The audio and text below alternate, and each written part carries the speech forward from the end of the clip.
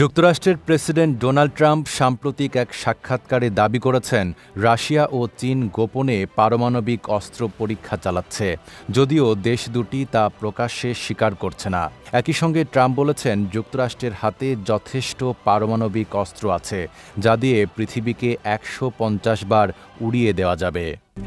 RICL TMX, যুগের পর যুগ স্থাপনা থাকে মজবুত।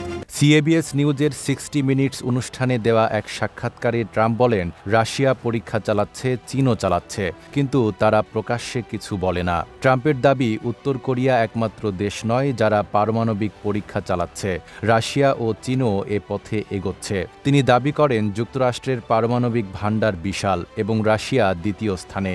চীন এখনও পিছিয়ে থাকলেও আগামী 5 বছরে মর্যাদায় সমকক্ষ হতে পারে। Russia's testing and China's testing, but they don't talk about it. You know, we're a open society. We're different. We talk about it. We have to talk about it because otherwise you people are going to report. They don't have reporters that are going to be writing about it.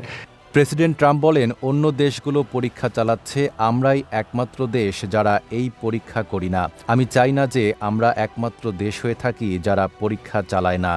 ট্রাম্পের দাবি, পারমাণবিক অস্ত্র তৈরি করে তা পরীক্ষা না করা বাস্তবসম্মত নয়।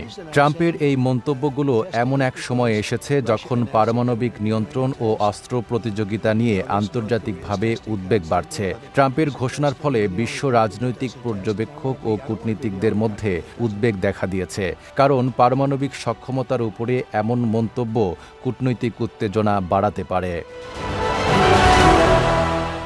নাইম আরাবি, ঢাকা পোস্ট।